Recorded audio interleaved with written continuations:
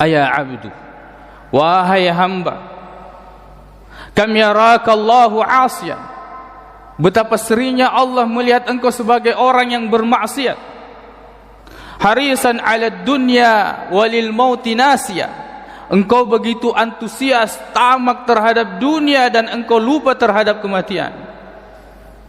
Anasita liqa Allah, apakah engkau melupakan pertemuan dengan Allah? Wallahda wathara, bahwa engkau kemudian akan dimasukkan ke liang lahat dan engkau akan ditimbun di dalam tanah. Wa yawman abusan, di mana wajah-wajah akan bermuka masam. Wa tashibu fihi an-nawasiya, dan di mana rambut akan menjadi beruban.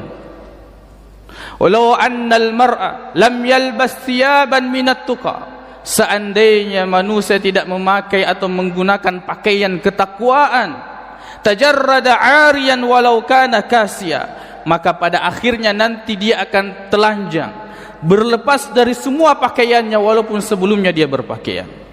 Lau kana dunya tadumu li ahliha, seandainya dunia itu kekal untuk penghuninya, lakana Rasulullah hayyan wa baqiya, maka Nabi sallallahu alaihi wasallam lah yang akan masih hidup dan akan kekal.